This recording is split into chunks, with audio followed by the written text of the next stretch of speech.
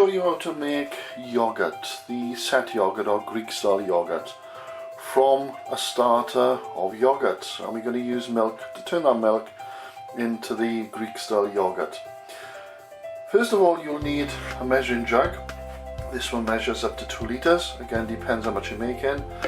Some wide mouth flasks, and the reason they're wide mouth because this yogurt does set, so you need it wide mouth to be able to get it out of the flasks. You will need a digital thermometer to accurately measure the temperature. This one measures in degrees Fahrenheit. It also measures in degrees Celsius by just pressing the button. And there is a link on my website to show you where to get one of these at quite a reasonable price. So the next thing we need is a whisk to mix the yogurt with the milk. We need the yogurt itself. Now all yogurts will work. This one I've chosen because it's quite a reasonable cost. I only want a small amount. You don't need a large amount of what I call this is a starter. There are 2 different types of live bacteria in here which will convert the milk into yogurt. So this is a Greek style yogurt which is set. This is the milk I'm going to use to turn into yogurt. This is a full cream milk of 4% fat. You can use semi-skimmed, which is 2% fat. You can use skimmed, which is 0% fat.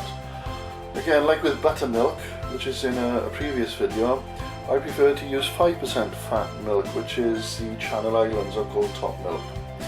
You can also use goat's milk to make the yogurt, albeit obviously it's going to be a different flavour, but it works just as well. So I poured the milk into the saucepan and I'm going to let it heat gently.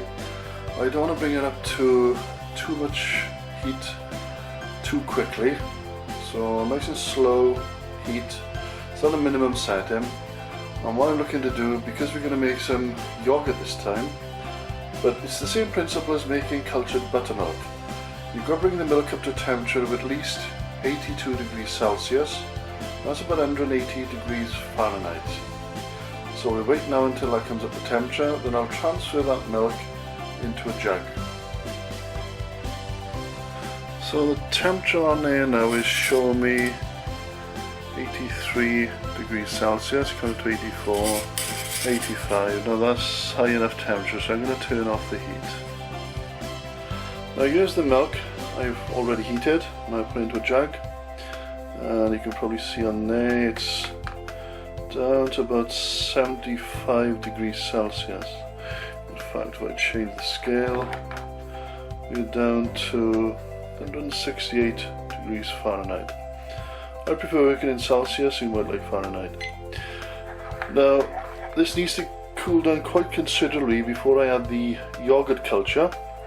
The temperature we're looking for is anywhere between 37 and 42 degrees Celsius. Just to turn that off. So I've covered that now with cling film or cling wrap. I don't want anything to get in there while it's cooling down. So we'll just leave that now for perhaps an hour, hour and a half. But I would come back every sort of half hour to check the temperature, because we are looking at between, again working in Celsius, between 37, which is body temperature, and 42 degrees Celsius. The nearer to 42 degrees Celsius, the better. Okay, so it's been about an hour, hour and a half, so let's just check the temperature.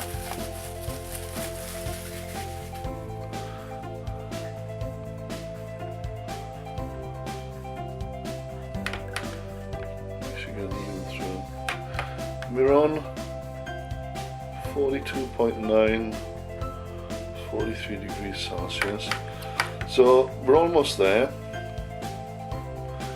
We need to get around over 42. So the next stage in the process, while I'm waiting for that to cool down to 42, I'm going to boil a kettle because I need to disinfect and get the temperature of my flasks nice and warm. So the reason I want to pour boiled water in the flask, so be careful when you do this, obviously for health and safety reasons, is firstly to preheat the flask to get it nice and warm, because we want to keep it at a constant warm temperature as we leave the product throughout the night. It also disinfects the inside of the flask, killing any undesirable fungi, any possible pathogens and other bacteria which we don't really want in the finished product. So there's no need to leave it for too long, just a couple of minutes, and then we'll add the solution. What I also like to do, just to be on the safe side, is to dip your whisk into the flask to make sure that's disinfected as well, in readiness for the mixing. So I can put that to one side. Probably be a good idea as well, what I always do is to tip boiling water onto the stoppers as well that go into the flasks. So here are my ingredients for the making of Greek style yogurt. You've got the starter culture, Greek style, which is partly set. We've got the milk, which I've heated now to 85 or 82 to 85 degrees Celsius, 180 degrees Fahrenheit, and I've cooled it down to between 42 and 37 degrees Celsius. We'll check the temperature with a temperature probe. We're going to mix the starter with the milk. The spoon is there just really to take the starter, because you're not going to need all the starter from that. And my flasks I've already filled up with boiling water. Like with the buttermilk culture, it's mainly to disinfect the inside of the flask and to give it a nice temperature that when we pour the mixture in, it'll remain at that temperature for quite a while when we put the stoppers in. So let's just check the milk and just get even it out there. There we go, it's between 41.6, 41.7 degrees Celsius. In Fahrenheit, we're looking at, says in there, 106.9, 107. Okay, so that's the ideal temperature to mix the culture. So we take the yogurt, which again, if you look at that, we can just give the light right, you can see it's set, it's quite thick. The milk is quite liquid.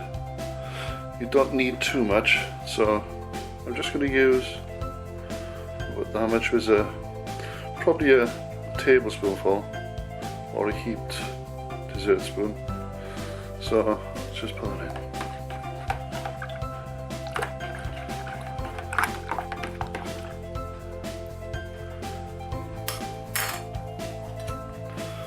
Just whisk that in thoroughly, make sure it's well incorporated, and as soon as I pour this into the flask and leave overnight is where the magic happens. So this is the preheated flask, it's been disinfected obviously with the hot water. Just fill it up.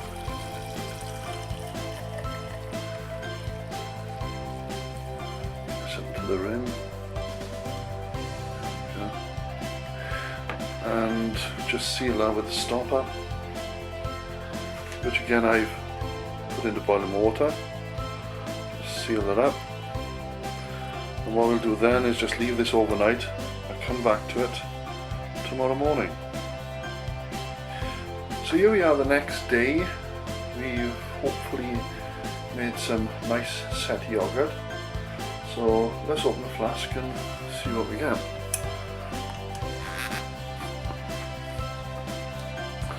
And hopefully this is what I call the magic moment. Well, it's not really magic, it's not really Penn and Teller stuff, but it is biological. Let's just tip that towards the camera. Look at that. Absolutely set.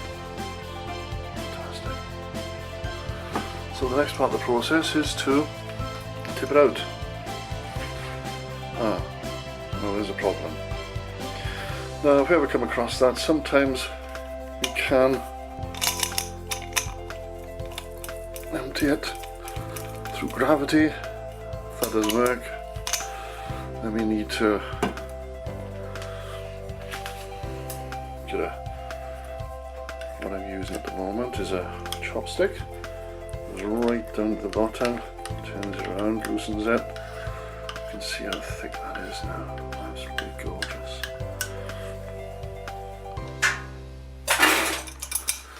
Let's try again.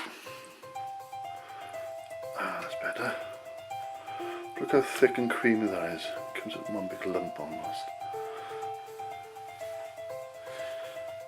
And just for comparison, I'd just like to show you the buttermilk, which is on my left, and the yogurt which I made, and look at the difference in consistency.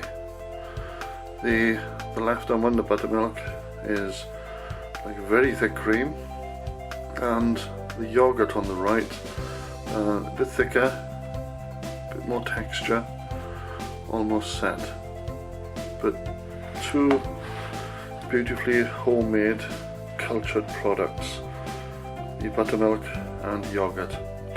Obviously yogurt can be used for many things, in cookery, in breakfasts, in curries, in sauces. But I will say with the yogurt, only add the yogurt once you've taken the pan, or if you are cooking with it, off the heat. Don't add the yogurt and then heat, because that'll tend to split it. But if you leave yogurt once you've taken the product from the heat, whether it's a sauce based food dish or anything else along those lines, if you take it from the heat it will stay thick. Buttermilk again is a beautiful ingredient, used a lot in cookery and baking for example, but another good method to use it for is for marinating meat products, especially chicken.